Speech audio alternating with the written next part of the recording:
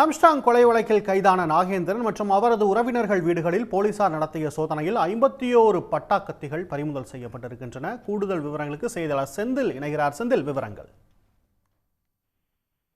Armstrong கொலைக்கு மூளையாக செயல்பட்டதாக கருதப்படும் தாதா நாகேந்திரன் மற்றும் அவரது சகோதரர் உறவினர் வீடுகளில் நடந்த சோதனையில், குறிப்பாக வருவாய்த்துறை அதிகாரிகள் முன்னிலையில் நடந்த சோதனையில் மொத்தம் 51 பட்டாக்கத்திகள் பறிமுதல் செய்யப்பட்டதாக போலீசார் தெரிவித்திருக்கிறார்கள். அதே போல தாதா நாகேந்திரனின் எதிர்த்தரப்பைச் சேர்ந்த இல்லாமல்லியின் மகன் மோகன்தாஸ் வீட்டிலும் போலீசார் சோதனை நடத்தியிருக்கிறார்கள். ஆனால் அவர் வீட்டில் ஆயுதங்கள் எதுவும் கைப்பற்றப்படவில்லை என போலீஸ் தரப்பில் தெரிவிக்கப்பட்டிருக்கிறது.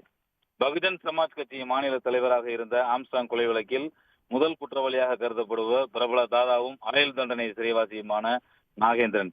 இவரது மகன் அசுத்தாமனும் இந்த வழக்கில் கைதாகி சிறையில் இருக்கிறார். இந்த நிலையில் வியாசர்பாடியில் உள்ள நாகேந்திரன் அவரது உறவினர்கள் சகோதரர்கள் வீட்டில் ஆயுதங்கள் பதுக்கி வைத்திருப்பதாக தனிப்படை போலீசாருக்கு ரகசிய தகவல் கிடைத்தது.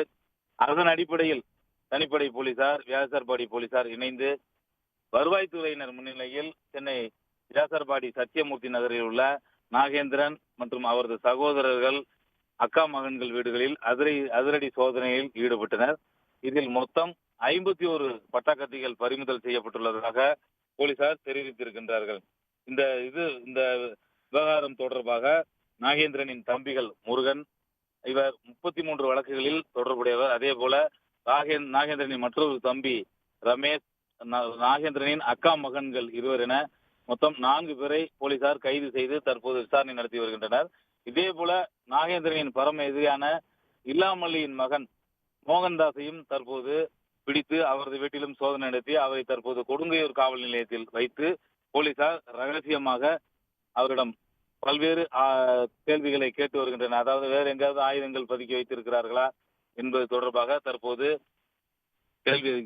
கேள்விகளை கேட்டு வருகின்றனர். இது மட்டுமின்றி இரு தரப்பும் தற்போது மோதலில் ஈடுபட வாய்ப்பு இருந்ததாக கிடைத்த தகவலின் அடிப்படையிலே இந்த சோதனை நடத்தப்பட்டதாக போலீசார் தரப்பில் தெரிவிக்கப்பட்டிருக்கிறது. இந்த போலீசார் இந்த 51 பட்டாக்கத்திகளை பறிமுதல் செய்து கைது நடவடிக்கையை மேற்கொண்டதன் மூலம் தற்போது இரு குழுக்களிடையே மோதல் ஏற்படுவது தடுக்கப்பட்டதுடன் கொலை திட்டமும் முறியடிக்கப்பட்டிருப்பதாக போலீசார் தெரிவித்திருக்கிறார்கள். விவரங்களுக்கு நன்றி செந்தில். உடனுக்குடன் செய்திகளை தெரிந்து கொள்ள சன் நியூஸ் பெல் ஐகானை கிளிக் பண்ணுங்க.